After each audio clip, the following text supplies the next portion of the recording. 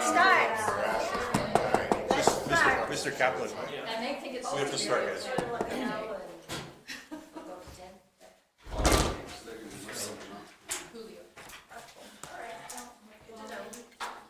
Okay, we're calling to order the Douglas County Vacation Home Rental Advisory Board for August 28th.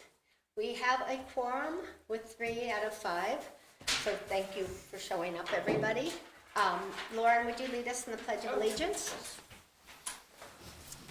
I go that way.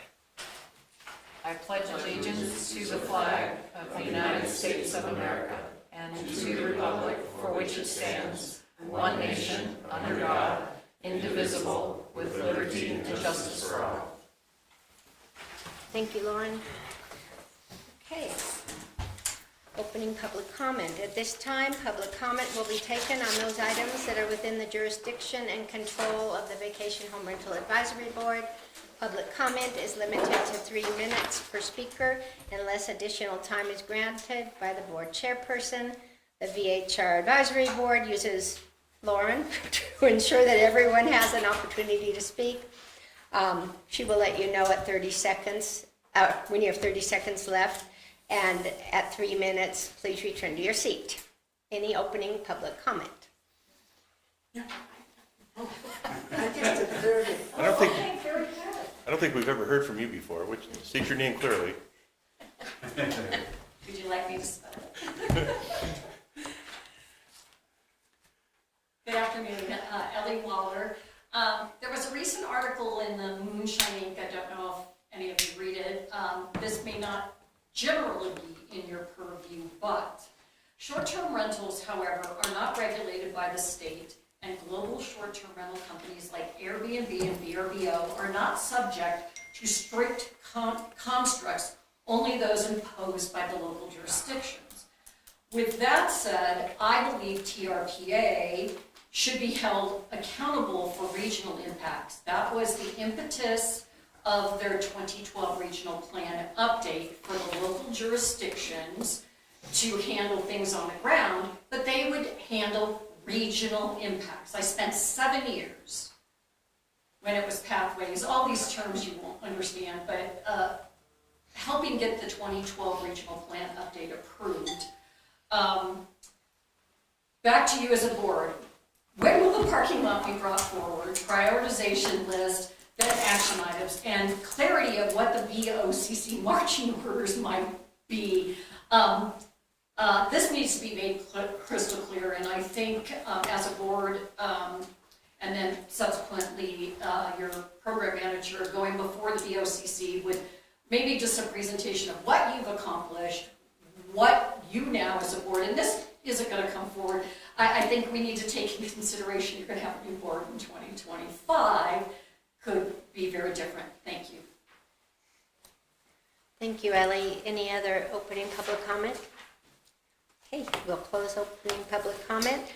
Move on to the approval of the agenda for possible action. Approval of the proposed agenda. The Vacation Home Rental Advisory Board reserves the right to take items in different order, to accomplish business in the most efficient manner, to combine 2 or more agenda items for consideration, and to remove items from the agenda or delay discussion relating to items on the agenda. So, do we have a motion to approve the agenda as published? Thank you, Lauren. Do you have a second? Thank you, Glenn. All those in favor? Aye. Thank you. Approval of previous minutes. Discussion to approve the draft minutes of January 24th, 2024 and May 22nd, 2024 meetings of the Vacation Home Rental Advisory Board. Let's take these one at a time. The January 24th one, we were all in attendance. Do I have a motion or any discussion on that meeting date? To approve the minutes, so moved. Of January 20th. Okay. And a second. Thank you, Glenn. Okay. Any further discussion? Seeing none. All those in favor to approve the draft minutes, January 24th, aye. Aye. Thank you. May 22nd, 2024, meeting of the advisory board. I will say that Lauren and I were not in attendance. I did watch the meeting, so, after the fact, obviously. So I'm not uncomfortable voting on this unless HA thinks otherwise. AJ Haynes for the record. Now, if you've watched the meeting and reviewed the minutes, I think that that's sufficient. Thank you. Lauren, I don't know what you're...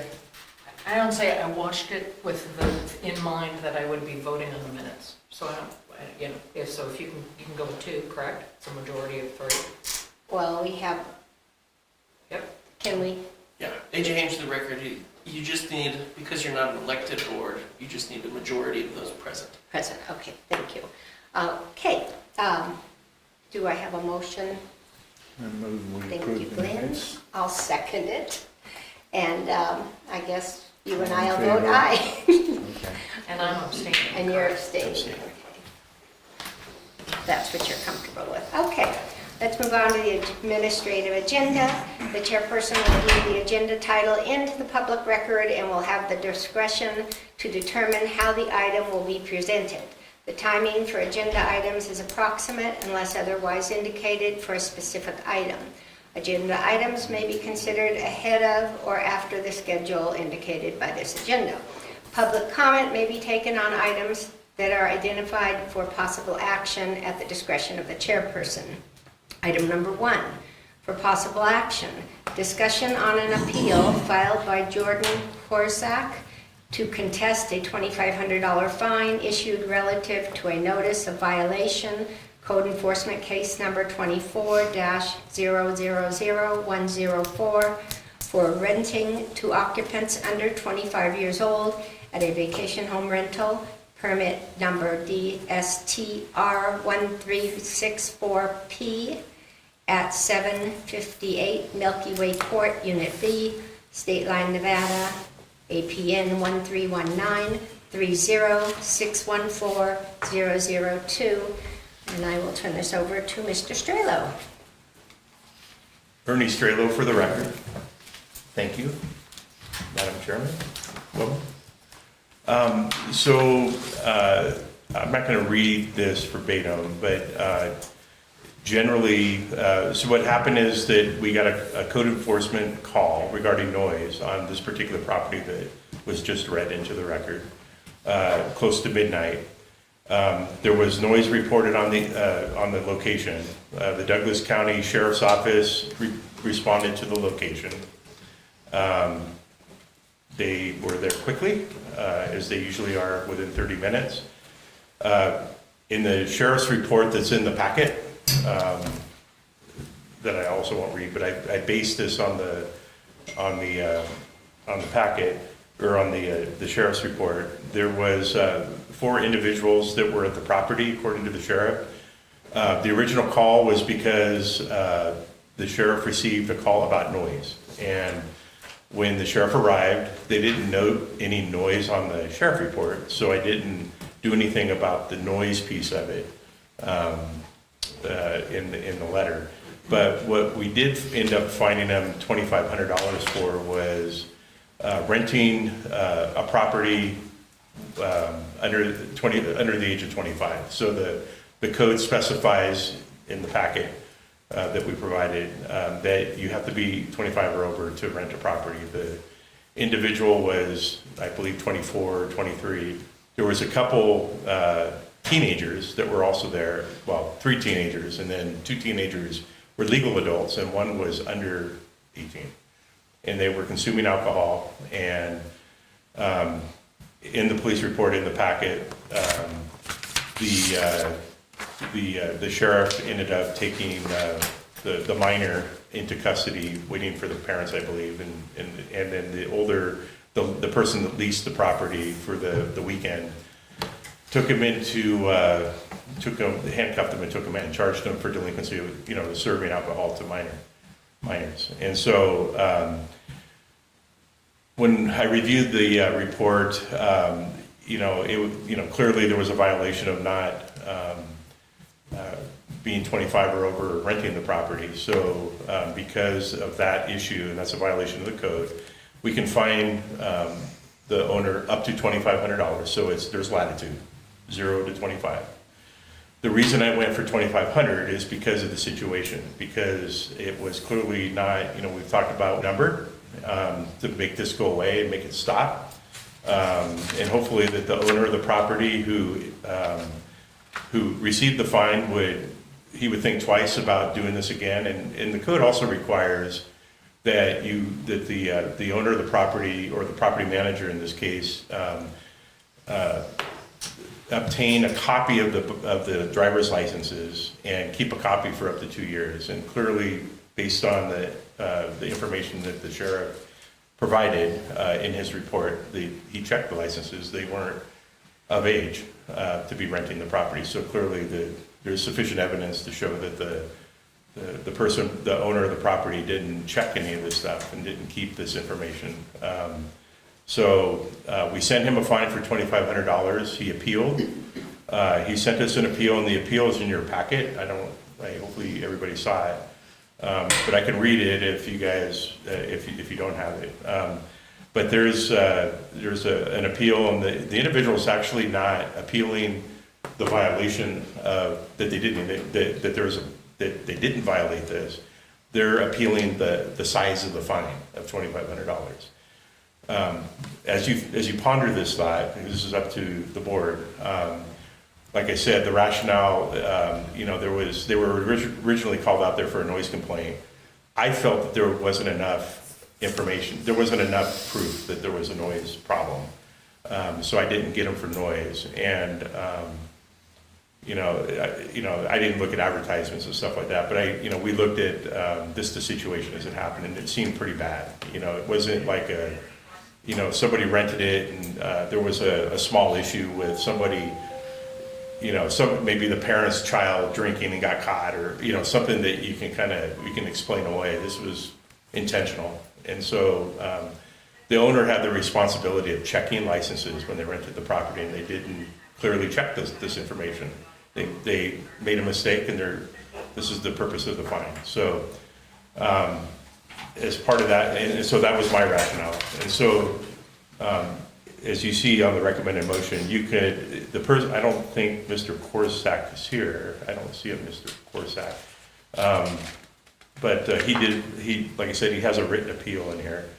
What you can do is you can find that the appellant, Jordan Korsak, has standing to bring his appeal and is aggrieved by the imposition of a $2,500 fine. Or 2, you can find that the appellant, Jordan Korsak, does not have standing to bring his appeal or was not aggrieved by the imposition of a $2,500 fine. So if Jordan Korsak has standing, the advisory board can, number 1, affirm the decision of the county, agree with what I find them, upholding the $2,500 fine, issued to Jordan Korsak, or 2, modify it and change it with regard to the $2,500 fine issued to Jordan Korsak, consistent with the provisions of the VHR code and whatever you deem appropriate.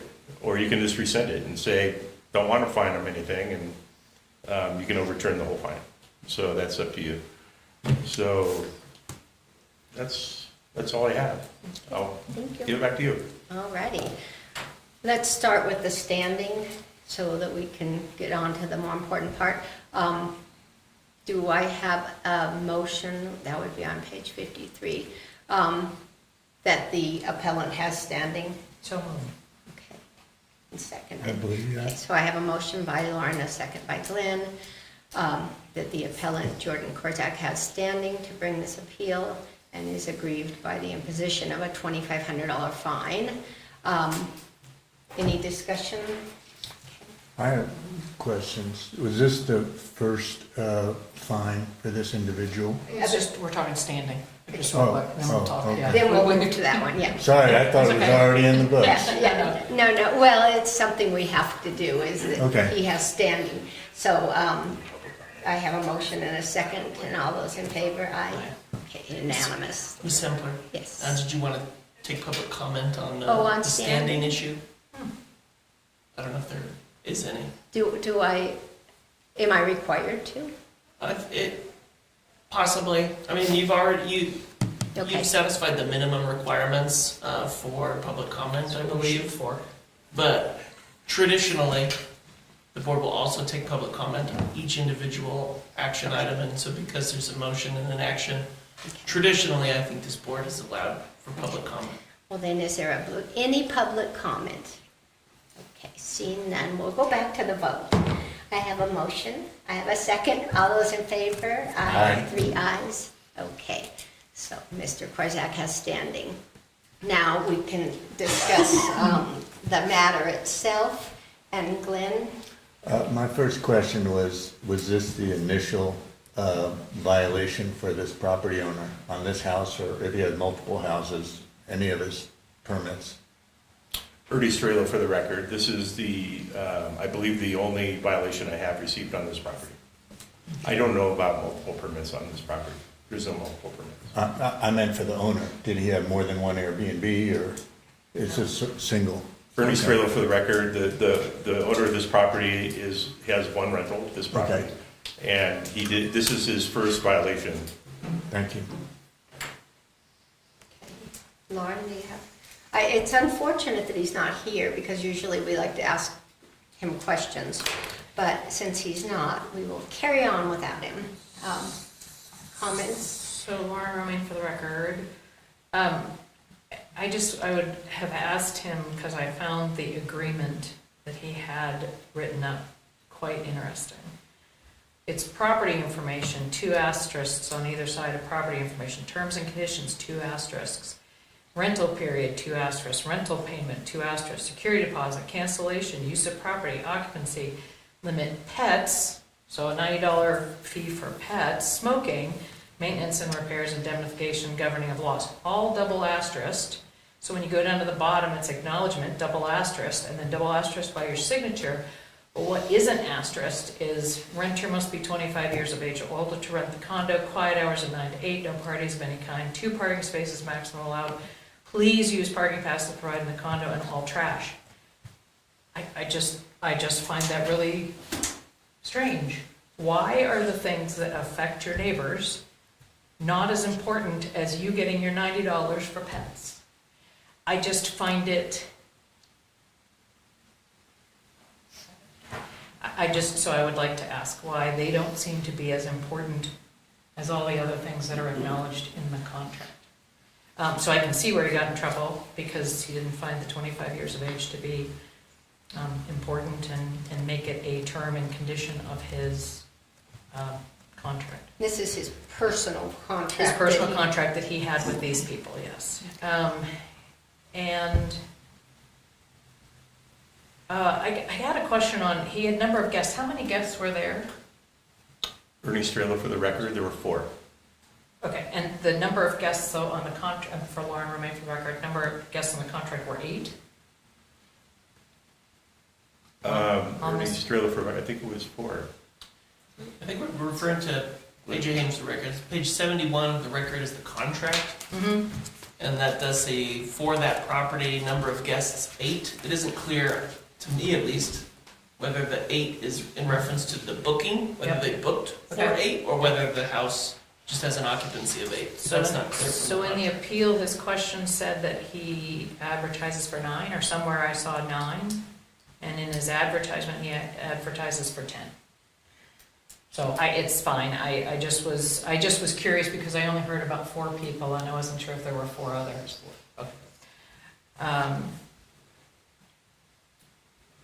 I just have to say, I have a really hard time with the whole impetus of this whole problem was noise. We get there, there's 19 bottles of alcohol and kids, and I just can't see where, this isn't a criminal case, this is a VHR permit case, that somebody, I don't want to whitewash the fact that somebody had to pick up the phone and make a determination to make a phone call, which is not easy to do. They were, it's not a place where the person calls all the time, and like I've said before, we've got to realize when someone makes a phone call. Well, so to me, there's some other extenuating circumstances to this. The permit was supposedly not displayed. There just is, in my opinion, a real lack of concern over the effects of a short-term rental and people coming in and out that don't really know the rules and may or may not treat it as a residential area, which is what it is. So those would have been my points, but I'll say very quickly too, just on the noise thing. You know, somebody's sitting there, they hear a noise, they let it go. The husband sits out on the porch and he hears it and he lets it go. And the wife comes out and goes, "Are you gonna do anything about that?" And then they start to fight because the husband's not doing anything about it, and then they have to make a phone call. And so finally he's frustrated and he makes a phone call. I just don't see whitewashing how that affects our neighborhood by not holding this guy accountable for the noise problem that was there. And I think we need to talk with our sheriff's department about being a little bit more sensitive to the effects on our neighborhoods, and that it's not a criminal case. It is a VHR permit case, which is a right and is a privilege, not a right. So that's my input. Thank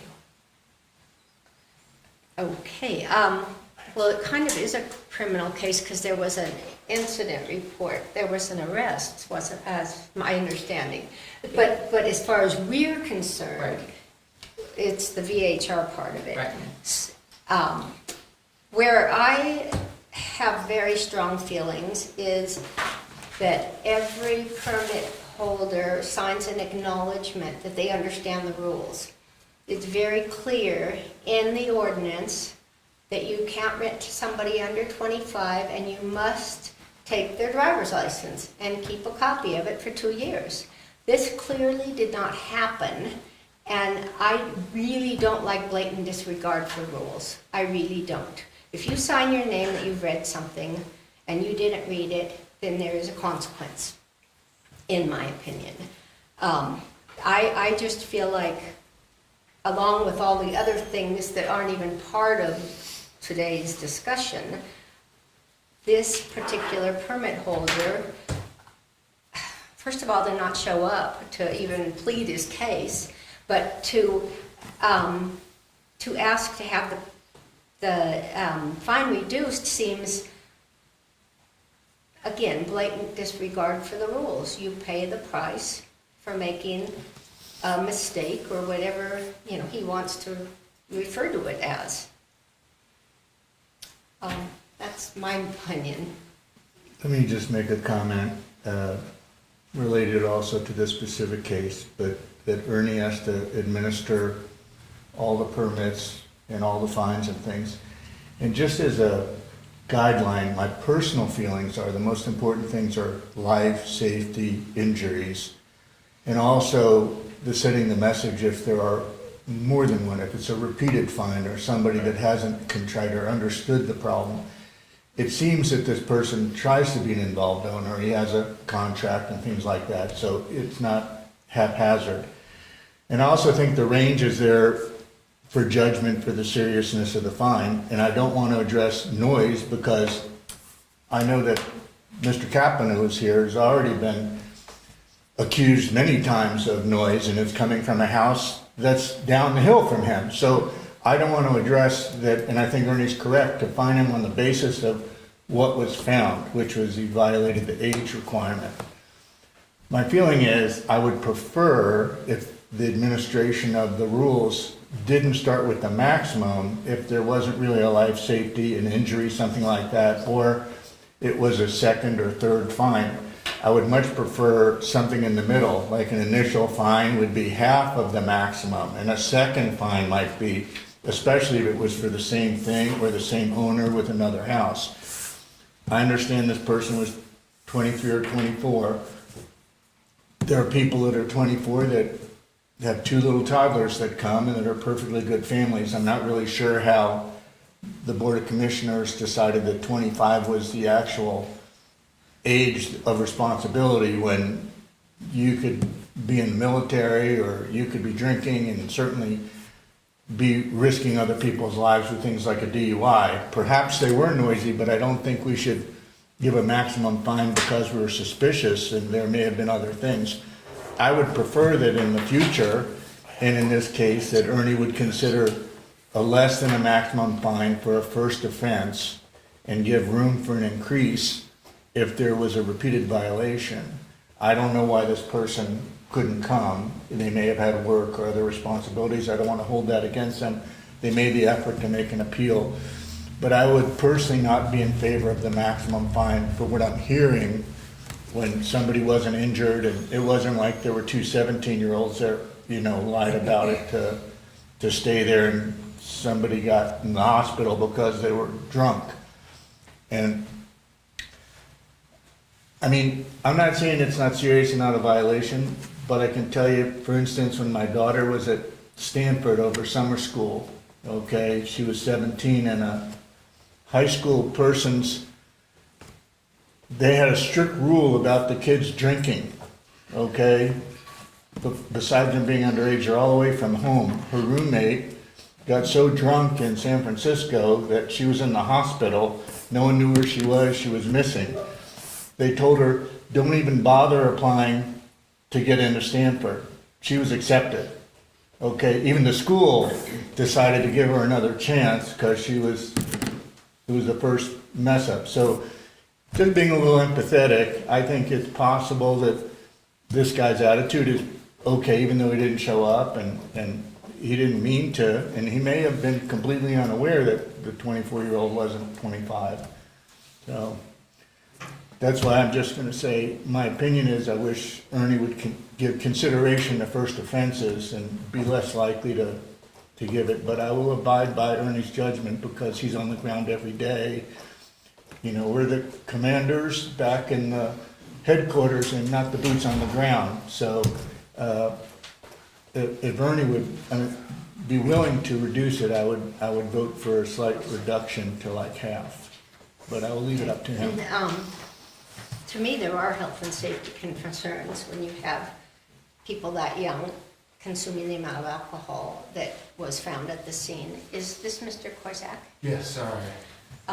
We're discussing your case right now, and it would probably be a good time for you to speak to us so we can ask some questions. If you Sure. can come up to the podium.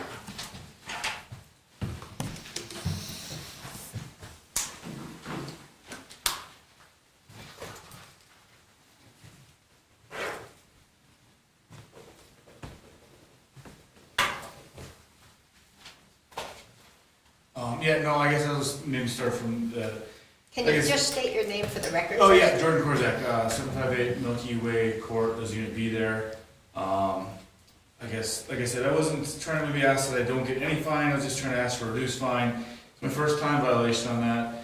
I did collect the renter's agreement, which I provided, but they were supposed to send me an ID, picture of it. They gave an excuse it didn't, for whatever, come up. So there was, and it was like last minute.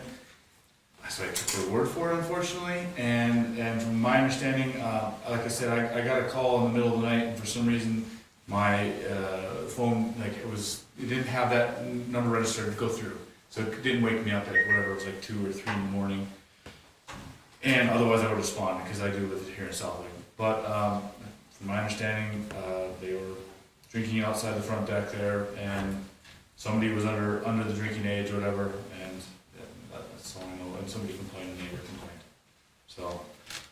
So you manage the property yourself? Yes.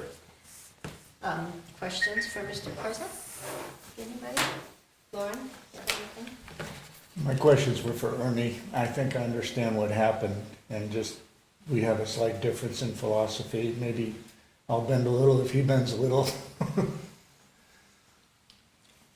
Yeah, I just wasn't sure why I got the max right away, the max amount for the, violation, why up front, first time violations. It's So, pretty steep. is he staying up there while we're talking? I don't really have a question. Oh, you don't have it, okay. I mean, I can speak whenever you. let me just say very quickly, I hear you, Glenn, when you say we don't know about noise, although like I just said previously, I'm very sensitive to people who have to change what they're doing in their day and be interrupted and then decide to make a phone call, and I think we should side on that side with those people. I do see a huge life safety issue here.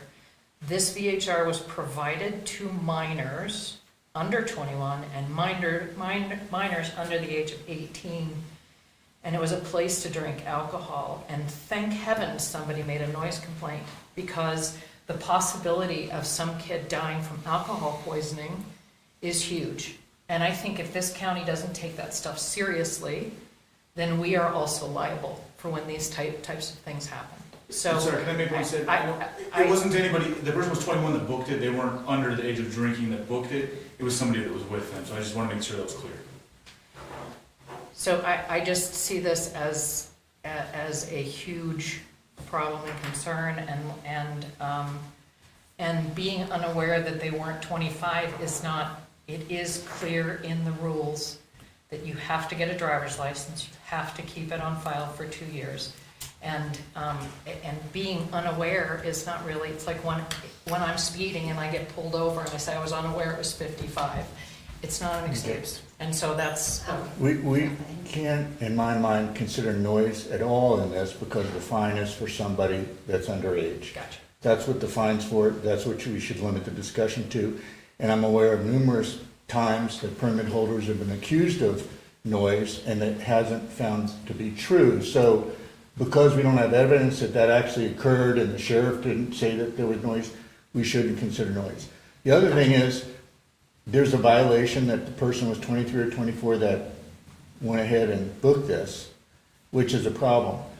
But I don't think you can make the homeowner or permit holder responsible if somebody underage shows up that is not the booker and is in that house and has a beer or a drink or whatever, no matter what level, when the homeowner only knows about the person booking, okay? I had a rental with 10 people from Mexico. They were all adult males. I don't control any communication except with the person that's booked it through Airbnb. I don't even know ahead of time until they show up who they are. They might be a neurosurgeon or they might be an unemployed bum. So I wouldn't want to think that I would be responsible if one of his friends was a serial killer and even he didn't know. I don't think you can hold the permit holder responsible if an invited guest who's not on the permit to occupy it shows up at the house. So I think it comes down to avoiding any comments about noise. The life safety is up to the sheriff if there's a criminal thing. That's not what our board should be considering.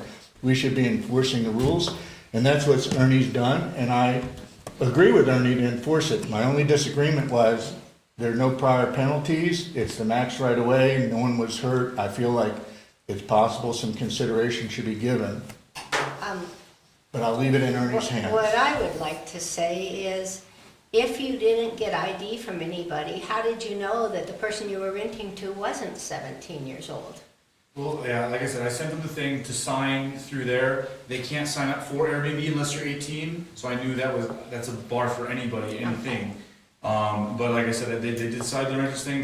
They said they were gonna send it to me. They said they were gonna send it to me. I asked for it, and I never got. They said they sent it. It didn't send through, and it was like I was getting turned around, and then you know.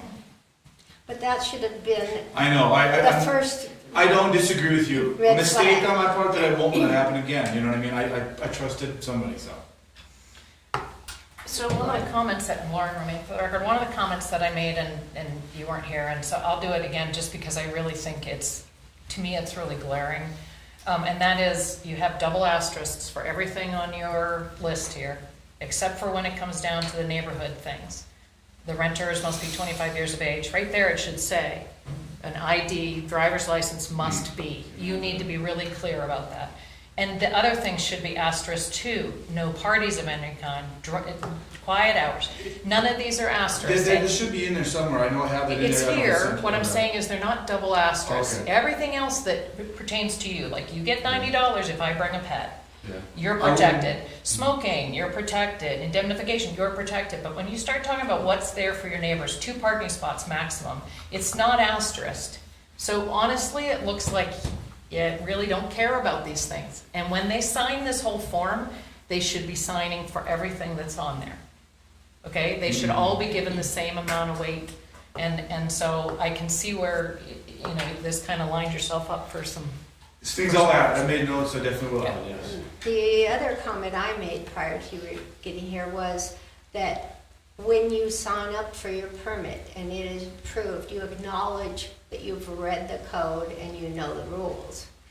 And that's where I get hung up on fines, because this is a privilege, and you have signed that you read the code. And I hate to think that I know the code better than you do, because, you know, I'm not at risk for a penalty, but you are.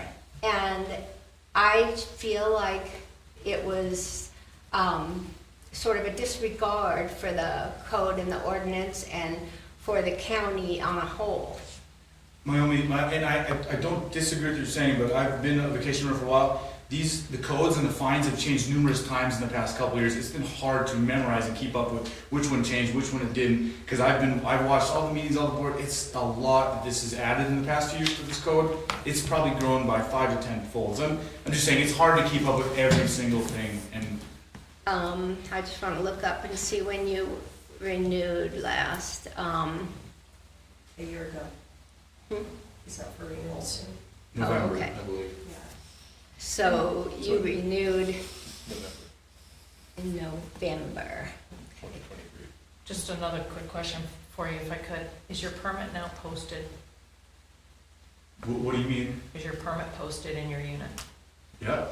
Was it not? It didn't say that it was. Just asking. Yeah. It should be in the closet that I have in the corner. In a closet or out? It's like a sliding door thing, and it's posted right in the corner of that. And then I also posted this notice they asked me to outside the door prior to this meeting. Right, but your actual permit to rent is posted in your Yes. home? Okay. In a I'm sorry, in a corner? No. It's like an Is open it, closet. is on the it door. prominently It's there, it's displayed? there. Is I'm it just trying to- wait, is it prominently displayed when you come in your main entrance? Yeah, it's like an open closet. It's right by the kitchen, like the pantry. It's where I have like the parking thing where shows where it's open parking, this, that. Okay. There's a couple diagrams for the rooms as well. But it's not in a closet, it's out. Yes, correct. Okay, I will bring it back to the board. Well, can we get Yeah, Ernie or- to speak? wait, I need public comments, but I also, Mr. Strela would like to make some comments. Hi, Mr. Korzak. Thanks for showing up. I just want to make it real clear to the board, because you asked me, you kind of brought up some things that I thought we should respond to. So we did bring, one of them, the chair lady talked about related to the signed acknowledgement that you read the rules, everything in here, and I have 20 copies over there, and I'd be happy to pass them out if you need them. But that's one of the things that, in my almost 3 years here, has been beat into my head from you guys and the Board of County Commissioners, is about the rules, right? It's about when we get a code violation, if we're not recording if we're sending out courtesy notices versus fines. I was admonished 2 years ago about doing courtesy notices. So we stopped doing courtesy notices, and we have become more aggressive in making sure that people that sign up for renting their properties out to the public are competent in the rules. And we've updated all the VHR testing. If you've have taken a test recently, and it's more relevant, right? It's about parking, it's about trash, it's about the stuff that we talk about. It's not about, where is Emerald Bay, like the old test used to be. So these are very relevant tests, and so, and it was updated right after the June 2023 code update that we all collectively did together to the Board of County Commissioners. So any permit that's out there right now, as of today, has all taken the new test, right? So they've all signed the new acknowledgement forms, right? Some of you guys on this board are also VHR, so you've also been you know exactly what the paperwork is involved. We streamlined it, we made it simpler. So, so having said that, one of the reasons, normally I don't go for the max. I want to on some cases, but I don't. And we usually start low, and then we work our way up based on the amount of violations. But there's only 2 strikes now, so it doesn't get there. It doesn't take long to get because it's based on incidences. It's not based on, if one sheriff report comes in and there's 3 incidences, the person can lose a permit today, right? So there's sometimes some of the graduated fines, so when I take a permit, I don't even fine people for it, I just take the permit, because I think it's too much, right? But in this particular case, it seemed to me when I read the sheriff report, in addition to the things that we didn't address, like the noise, because the noise, we thought about it, we thought about adding noise to the violation.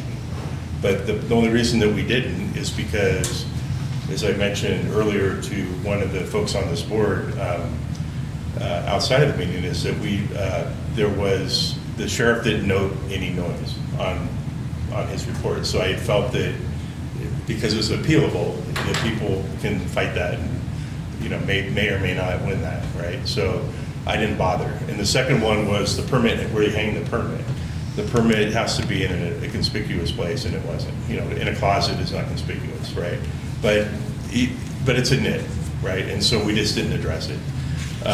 But this particular case, because there were of the age of the folks that were there, and the noise and the amount of public comments over the last 3 years that I've heard about on enforcement, and I counted 114 incidences of code enforcement in the Hard Rock Cafe meeting 2.5 years ago. So clearly, people want this stuff enforced, right? And so, we're enforcing it. And this is a situation where it wasn't like a happenstance or a matter of a first incident or a second incident. It was the gravity, in our view, of the situation that we saw. We may have a disagreement about what we see as gravity, but from what I see all the time, because I get reports every day about code violations that I have to make decisions on.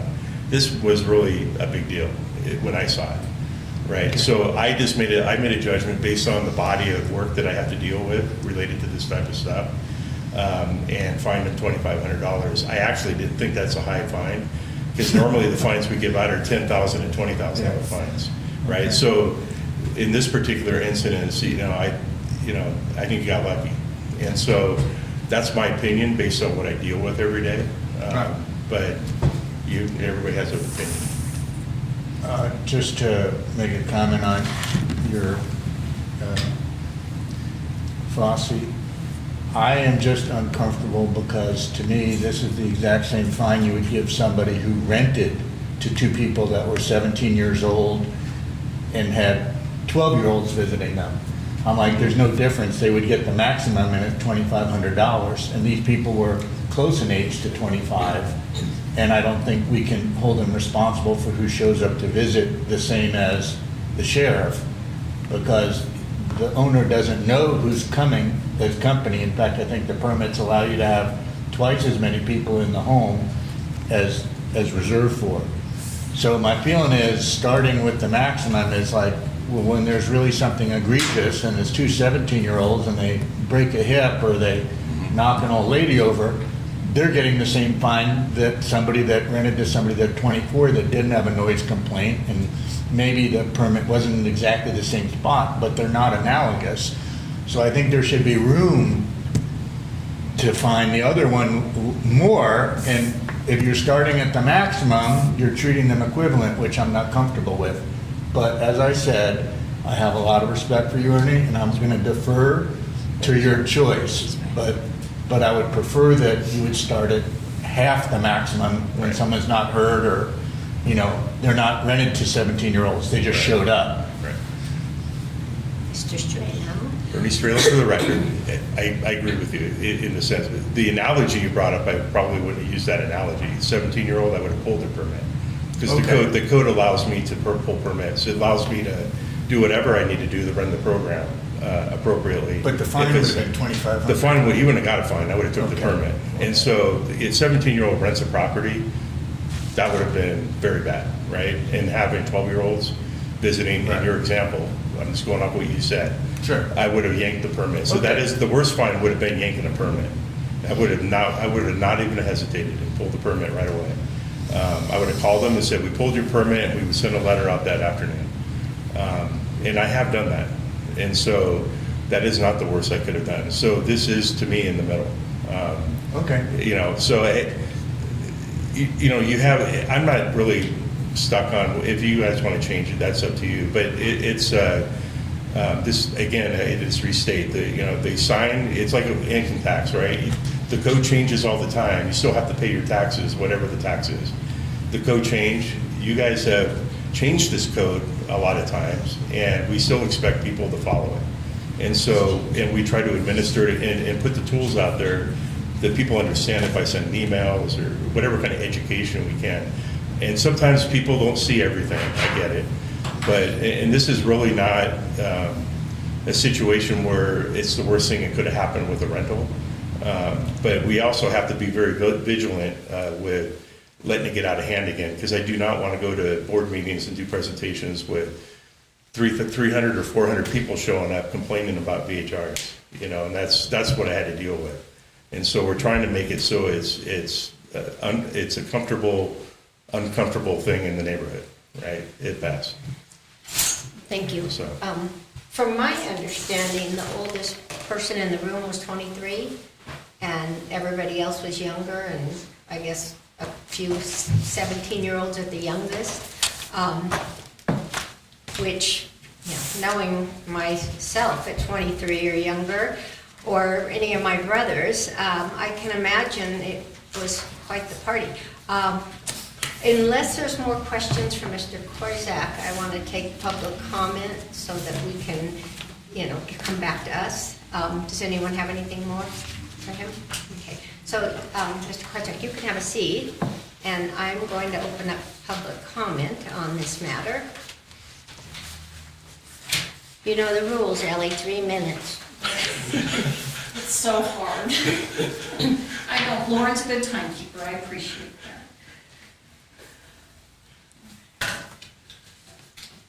Ellie Waller, for the record.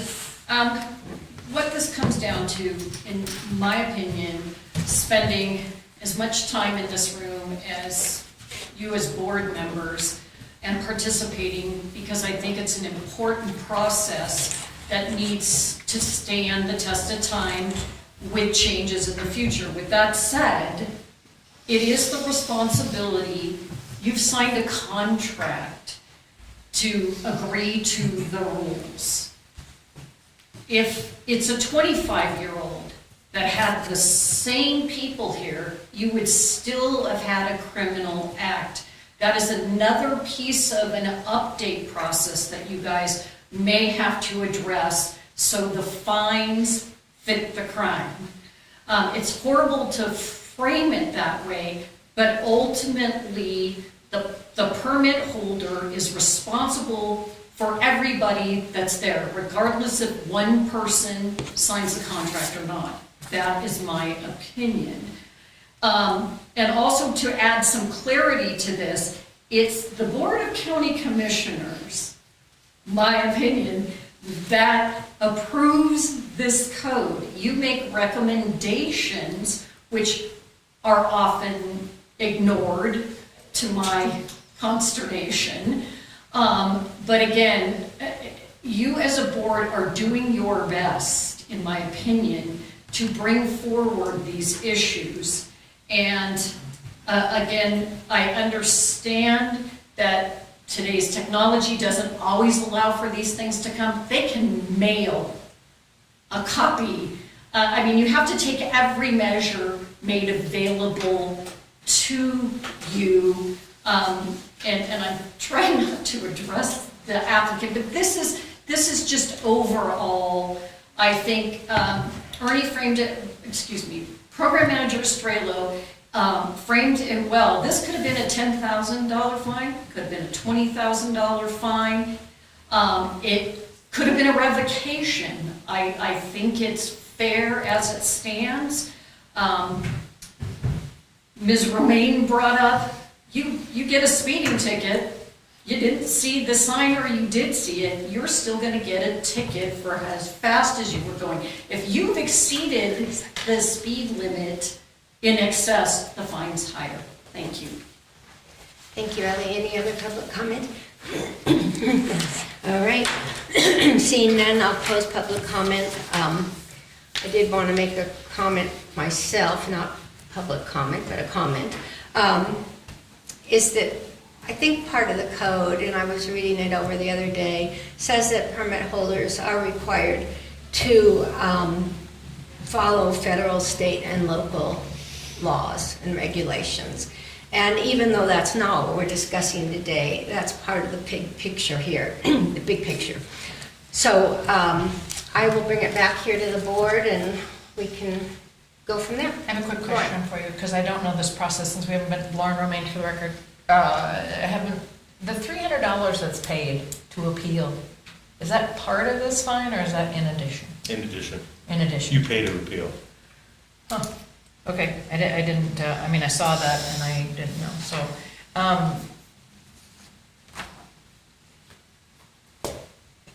this is difficult because I hear what Glenn is saying, and if you take it straight on its face, that there was no noise violation, there was no permit displayed violation, there was no, whatever else violation, it's, however, I disagree with the fact that he got lucky. They were 24 years old or 23 years old, whatever, they weren't 17, and that's why it's here. That's why that rule is here to do that, so that a 25-year-old hopefully doesn't hang around with 17-year-olds. And that's why they set 25, so that hopefully your sphere of people is somewhere above the drinking age. So I understand, I just have a hard time with the fact that I truly do believe there was some noise. This isn't a constant one where someone's living above and calls all the time. This is a place that hasn't gotten calls. There's a noise. If I can't look at that because that's not part of these violations, I understand his point of being the first one. I understand your point of the fact that it could have been a revocation. So I get all that.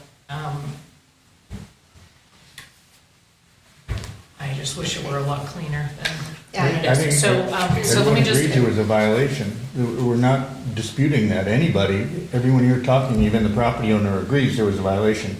I think the crux of the issue is, do we think that the maximum on the first violation for what's specified a violation is appropriate in this particular case? And I am going to defer to Mr. Strelo. If he is confident that he thinks he's doing the best for the county and the commissioners and the VHR rules to issue a maximum, I will vote for that with him because I trust his judgment. But I don't agree with it on its face because I feel a first violation is oftentimes not really deserving of the maximum when they've given you a range. It could have easily been 0. He could have simply given them a warning. So I'm asking, as any property manager would, to just have some consideration for that, but I understand you have a very tough job. Well, and it's our responsibility here as this board to make the determination as to whether we should want to uphold the fine as Mr. Strelo has given him, or to reduce it. So that said, and I know you have something else to say, it's really not up to Ernie at this moment. It's up to us, if I'm correct, right? To make the decision, because he has appealed what Ernie has, the fine he's given him.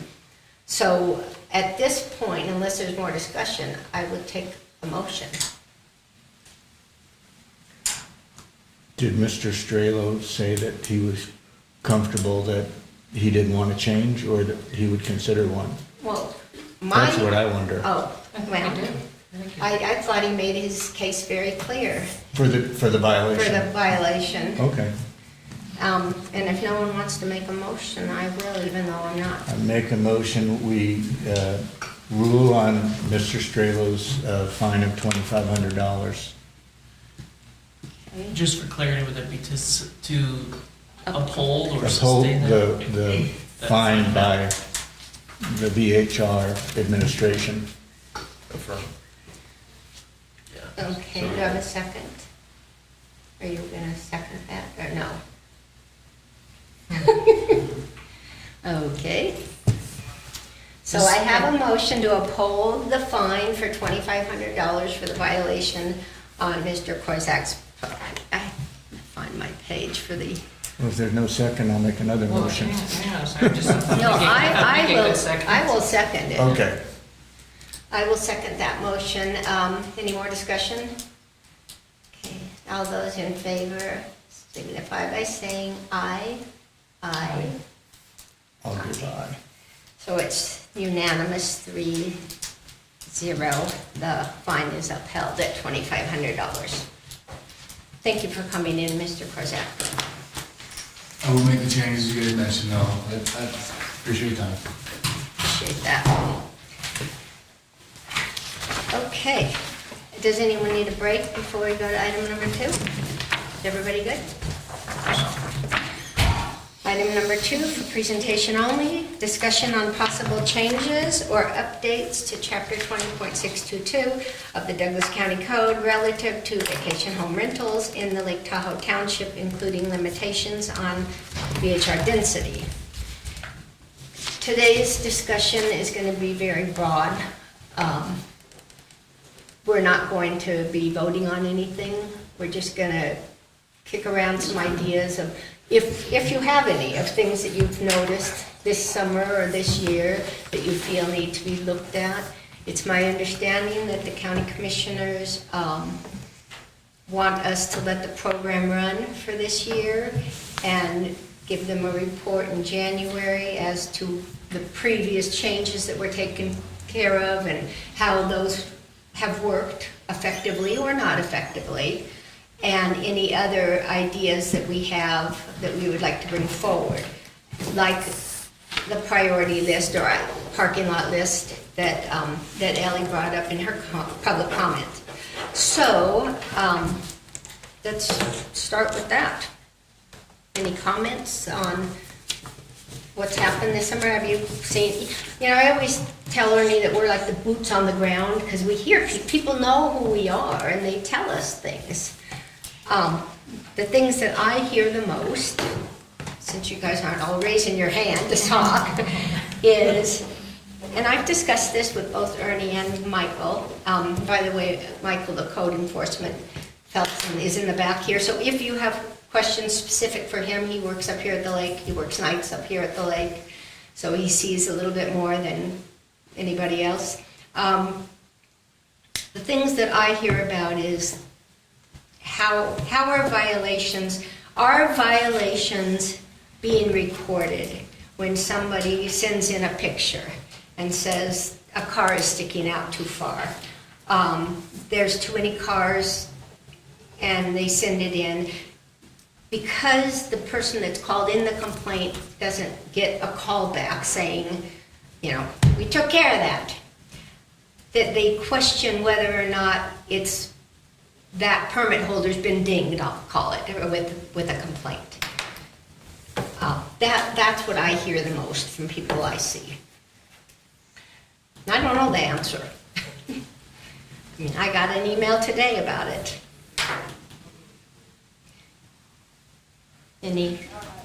Anything? What items come up to you? Well, I want to go back a step. And Okay. the fact that the county commissioners asked us to let things set. Mm-hmm. But to me, we need to meet. Because just because they asked us to set with things does not mean we don't have things to discuss. And it's great being the eyes and ears on the ground, but it's not when we can't have a dialogue and discussion about it. And I just really feel that changes were made, just like Glenn brought up this thing with, maybe more structured type of thing for first violations. I don't know, I understand all that, but it could be something that we could be addressing. And I think there is a lot of things that we could be discussing and talking about, and then therefore there is more of a common understanding between us who have eyes and ears and hear about this stuff constantly, and the county. And I think it's helpful, especially if we work together, because the thing of it is every single community that has short-term rentals around the world is dealing with this issue. And we can decide that we're gonna take all input in and regurgitate it and come out with the best type of thing, or we can disregard certain things which to me does not do this town the justice. And so by not having meetings and not having the ability to bring these things forward as they happen, I think we are doing this county a disservice. So I'm all for a meeting, except I won't be here the next 2 months, just so you know, because we didn't have meetings before and I wasn't gonna stop living, so. So that would be my first thing, is that we have meetings, we can limit them to 2 hours, whatever it is, but that's the first. Second, yes, I hear things all the time, and I am concerned that to me, there's a difference between a criminal prosecution where you have to prove it beyond a preponderance of the evidence, or that, that something happened. And this, I mean, what was really difficult about this whole case right here is, I truly believe, although I don't know for sure, and I will say I do not know for sure, that there was noise beyond what was acceptable for 11 o'clock at night. And so the fact that this is not a violation towards this guy at this point, after all these people have been brought in. Now, yes, there are some cases where we know we've got a few people who are out there because they're hell-bent on getting rid of VHRs, and I think those people, you still need to look at it, you still need to address it. But I have to tell you, Glenn, I've had many issues where there has been a problem, and the answer comes back, we can't do this because we just really didn't know for sure that it happened. And I think that is where your people that you're hearing from that get frustrated about this, because it is very difficult to even bring one of these cases forward. And so when it finally does come forward, it's probably happened 2 or 3 times before this. And so I think we, as a board, should be protecting the residents of our community. Yes, we should allow this, but people should understand that there's an importance when you are going to run a business, I didn't say the C word, a business in a residential area, that you have to, that's not business, it's a permitted, whatever it is, but you have to have responsibility for that. So I think there's that stuff. I guess I'm concerned too, one of the things, I don't understand the process of the wait list. Do you give out permits in June when the wait list opens? Or how does that work, if you don't mind? Ernie Strelo for the record. So wait lists, they're issued all year long now. We don't do an annual wait list, so there's really nothing to understand. I mean, we have, if we're talking about Upper Kingsbury, for example, if we're over 15%, a wait list begins. A person pays $100 to be on the wait list. It's an annualized event, and they're in order. Yep. As they plug in. And as a neighborhood drops below the threshold required for that neighborhood, we'll look at issuing a permit based on the next person in line. Part of that, and some that we've been piloting, is that if it's, before we issue a permit, or we actually entertain and invite somebody off the permit list, in dense streets and courts, we're starting to question if we want to issue permits in certain areas of neighborhoods. And the reason we're doing that is because we're finding, like in Upper Kingsbury on the north side, Marianne, I think, and Barton Court, and North Benjamin. Yeah, there's some areas where there's a cluster with, if you look at like a map, and back fences, the court has 5 and the street behind it has 4, and they're all right there. Yeah. Why would I give another VHR there? So we've been questioning some of that and talking to neighbors on that, and so we're piloting that. But the way the wait lists work is it's based on order. Up until 2 years ago, we used to, I think it was funnel based on the tier, because we were doing tiers.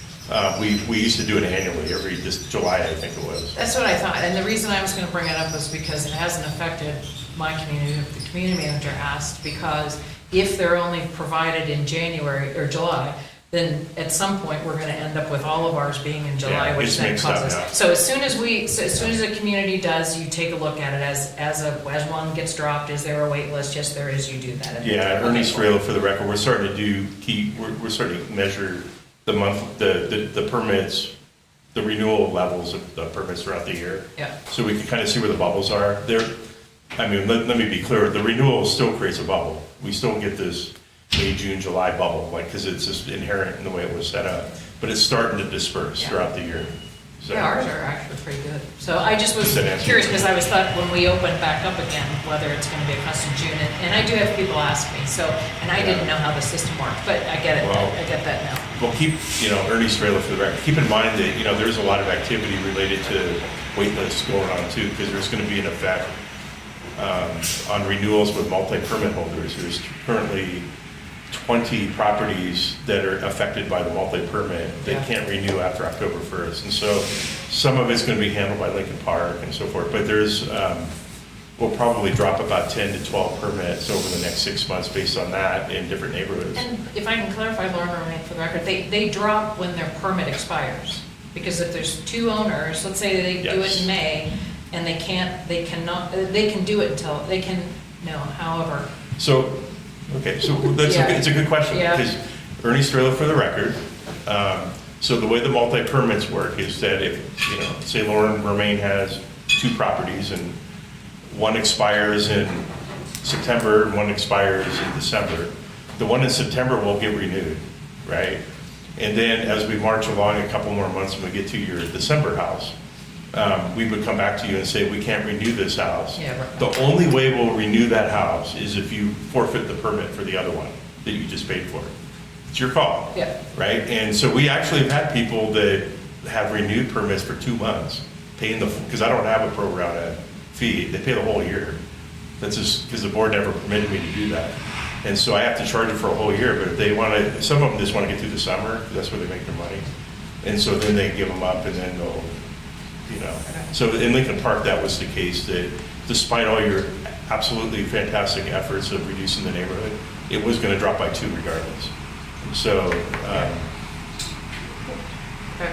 Well, yes, maybe no. I mean, at the time, we didn't know which of the multi-permit the person would drop. We had some assumptions. And I'm still really, I know that you weren't here for the Lincoln Park discussion, but I really think that was a great template for neighborhoods that we find are in a similar situation in the future. And we won't have to have the back and forth on it, because we're gonna find out whether this works or not come January. I have And ping I pong don't- balls. I have lots of ping pong balls. There you go, ping pong balls. That was part of the lottery Yes. that we do for. Oh. So,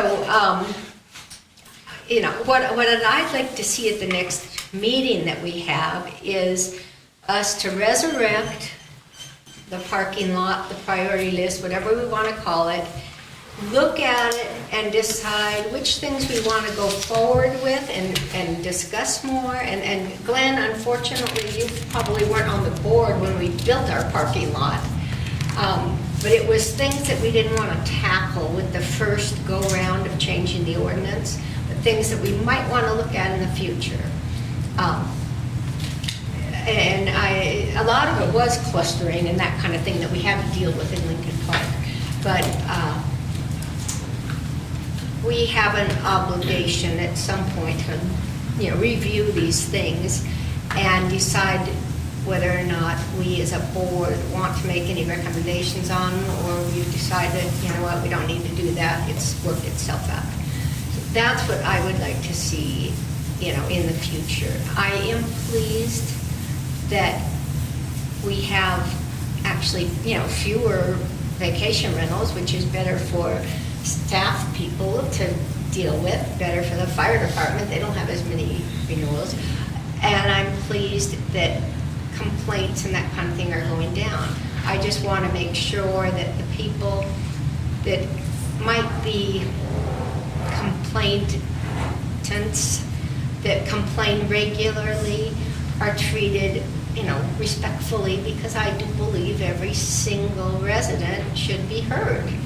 And they may be wrong, but they should at least be heard and not dismissed as, just being someone that hates VHRs. Of course, there's people out there like that, we know this, but I think that everybody needs to be looked at with the same respect as, anyway, that's just where I'm coming from. I don't have anything specific that I want to talk about today? I think, to me, Lauren, let me for the record, there's a lot to discuss, but it's really hard to just kind of go, okay, you know, and I think if we go through some kind of structure, something that will end up with, you know, things to talk about, so. I just wasn't sure if anybody had something pressing on their mind today without us, you know. One of the things that's interesting with the discussion you just had, I would have to say that I believe that the 15%, the reduction that we've had in our neighborhood has given a lot of breathing, a lot. I mean, I do think that it is a lot more appropriate. On the other side, I also understand it's like, how can you tell this person they can do it and that person they can't? I get it. I just thought in that respect, it seems to have helped tremendously, so. But it gets back to you talking about neighbors, you Yeah. know, being neighborly. And then at some point, you have to weigh both people, you know, a permit holder and a resident. And I think we've done a very good job of doing that. I'm really pleased with, like Michael being on the scene, and I see him in my neighborhood all the time. And, you know, he's got his big code enforcement sign on his truck. Everybody knows he's there. Yeah, you can free coffee though.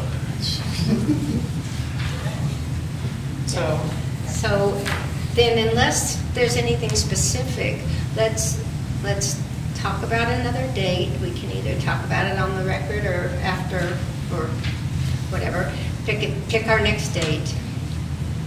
Let's bring back the parking lot and have that discussion at the next meeting as to anything we might want to further discuss. And I think that'll give us a good timeline for getting what we want to get into the commissioners for January so that they can give us our marching orders. so are we still talking about meeting, Lauren, remain for the record, quarterly, or are we talking about, what are we talking about? That is entirely up to us as a board to decide. I know that some of us travel and are here and gone, and I think that I don't think we need to specifically say for the record that we're only gonna meet quarterly. I think that's something, because if something comes up like an appeal, then there's something timely, then we have to meet for something. So if we want to take, this is August, if we want to take September off and meet in October, you know, I'm open to whatever. I do, Lauren, remain for the record, I think it's very difficult when we make them, not make them, not make them. I mean, and so basically, I mean, I think we need to meet more regularly. I think we need to know in advance when it is. I'm not available in September and October. I get back the first part of November, I'm happy to meet in November. So the fourth Wednesday of every month would be our regular meetings, if we were meeting monthly. That hasn't changed. Okay. And we can poll the board members and find out what months work best for them and what their schedules are, if they're going to be available or unavailable.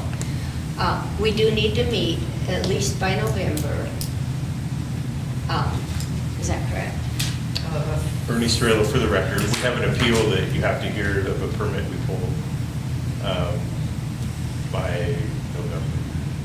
I think it's done in 20 days. So if we can do it by November, we do in October, do it whenever, but we just want to get it knocked out. Because they're allowed to keep renting until I resolve it. So let's leave it at this, that we'll schedule on the website monthly meetings and we'll cancel them if that works for you. As we find we don't have, can't we just put that on the? We've been doing that. We've been, Okay, yeah. oh, okay, well, I wasn't sure. I Yeah. took them off because they. Well, if you. So here's the problem with that. I mean, if you really don't need to hear from us, then why would we put it, I don't. Well, Bernie because, Strela, for the record, I'm sorry to Oh, go interrupt, Chair. We're required from NRS to post it on our website that it's canceled or not. But what we do is we put it on the calendar on the fourth Wednesday every month for 12 months out, because we're required to. Okay. Because that was something that was in your bylaws or it was somewhere. And so what we do is we go in and, as appropriate, we cancel them and we put them on the Nevada website page. You guys can have meetings as frequently or infrequently as you desire.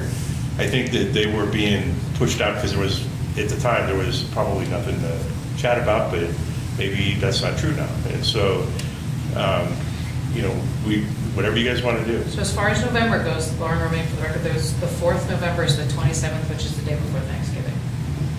You're bringing the turkey. Fine, I can do that, and make really good cranberry sauce too from scratch. But anyhow, We could do it before. but just so you know. Okay, well, let's work this out when we're not Yeah, in front of okay. a camera. And we know that we can meet September, October, November, December, should we choose to. And for now, the last thing I'll say is, does anyone have any questions for Michael while we're here? I mean, I see him and ask him questions all the time, so I don't. Okay, very good. Let's have some closing public, okay, wait, are you good with me closing this out? Okay. Can I say one thing before Of you course. close it out for public comment, just to make it clear to people listening and stuff? So just to be clear, correct me if I'm wrong, I'm required to do a report out per the Board of County Commissioners in the first quarter of next year related to the efficacy of the VHR program, right? And so it's going to be a data-based presentation.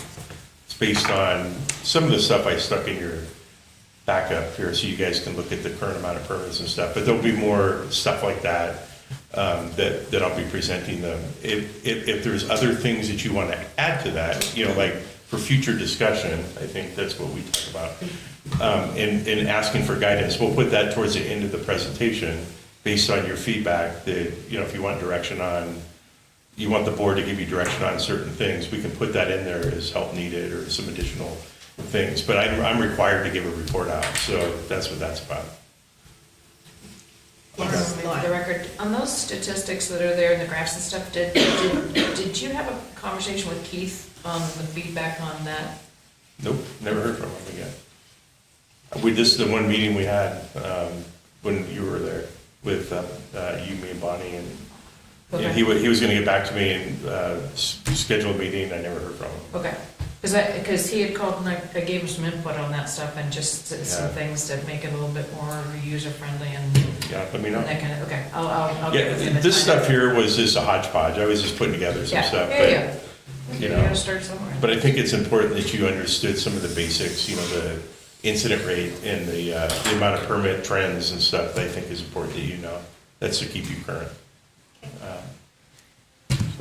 Okay, thanks for clearing that up, Sorry. Brittany. All right, let's move on to closing public comment.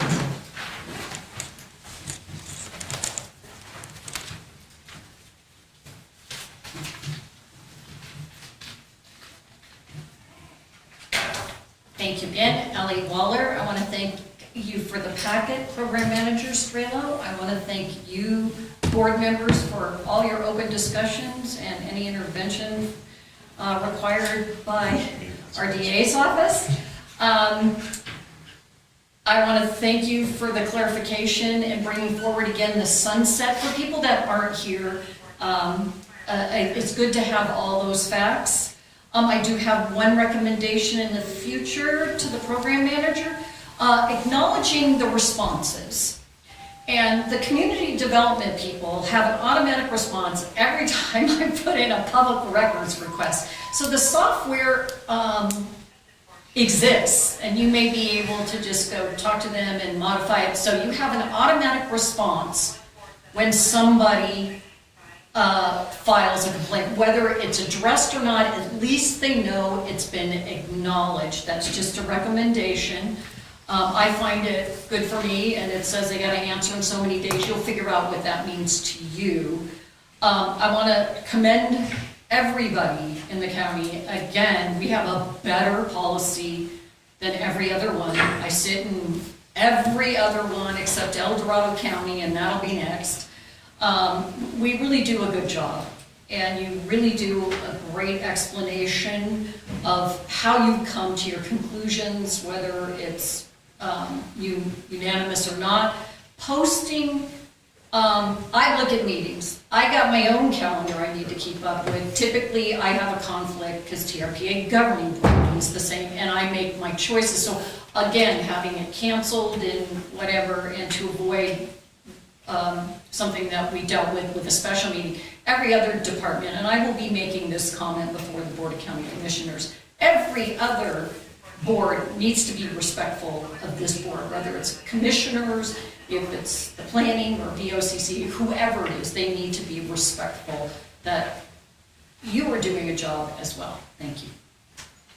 Thank you, Ellie. Any other public comment? No? Okay, seeing none, we will adjourn the meeting. Thank you, everybody.